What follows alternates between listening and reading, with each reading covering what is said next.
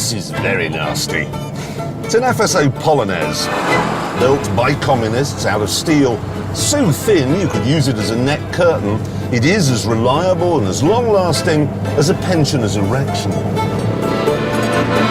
A point it made moments later. Completely stopped. I mean, absolutely nothing working at all.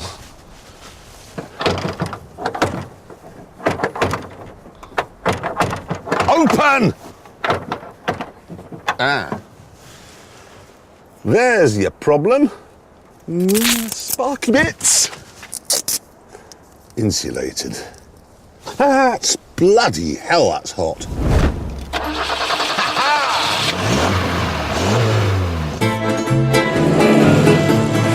Let me talk you through some of the equipment that is provided as standard on this, the luxury CE model.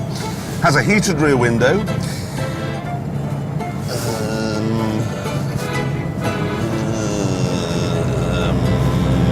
Oh, I found another feature, air conditioning.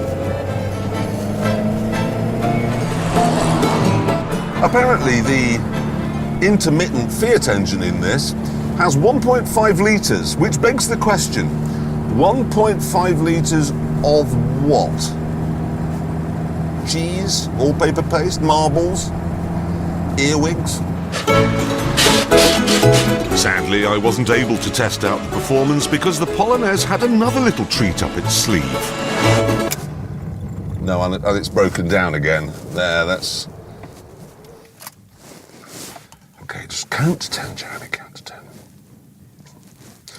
7, 8, 9, 10. You useless pieces! Of course, history has served up many cars that drove as badly as this, but few looked quite so terrible. Amazingly, it was styled by Giugiaro, the man who gave us the original Volkswagen Scirocco, the Lotus Esprit, the BMW M1 and countless other breathtakingly beautiful cars.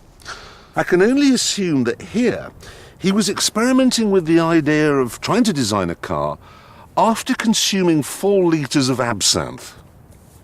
I've got it now.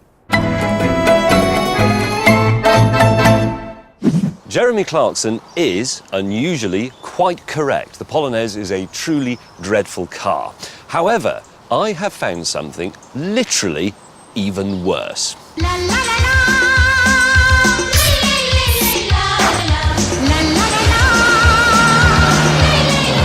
This is the Mahindra CJ540 Jeep, and like the FSO, it too is made from hand-me-down bits. But they're much worse bits. It started life as Willie's Jeep, the thing that American servicemen used to distribute chocolate and nylons all around the European theatre in World War II. When the war was over, the Indians decided they would keep on making it, but with a few alterations. Firstly, they ruined the suspension by taking it off and replacing it with some old road drills. And then, in order to accommodate the second-hand Peugeot diesel engine they'd been given, they had to raise the bonnet line. That spoiled its good square-jawed, war-winning looks. It now just looks as if it's been given a massive wedgie. It's so woeful on so many levels, this thing. But the steering, I don't know what means are used to connect this wheel to the wheels at the front. And it's loose! Look! It's going to fall off! That's if I don't fall out!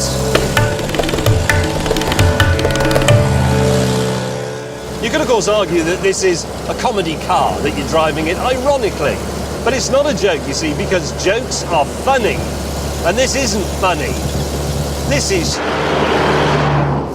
And if Jeremy thinks that FSO is slow, he is being delusional.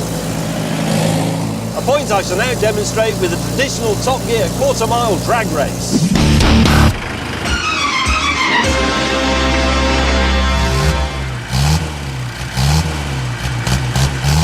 2.1 litres, 62 horsepower. 3, 2, 1.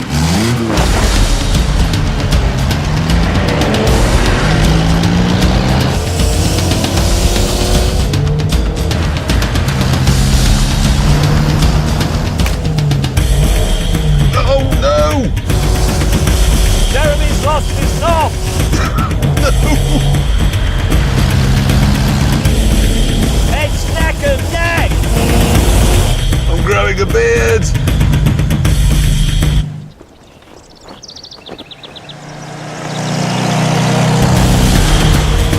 The photo finished. And the photos showed nothing between their rubbishness. Both these cars are very horrid. But, strangely, neither is the worst car in the world. And here's why. History, of course, is littered with thousands of extremely nasty cars. The Lada Samara springs immediately to mind. And what was that thing you drove once, the Hyundai? Yes, the three-cylinder accident diesel. That was very poor. Thing is, though, all the cars we're talking about here, and the Jeep thing, and the FSO, they're all cheap. And cheap is a good thing.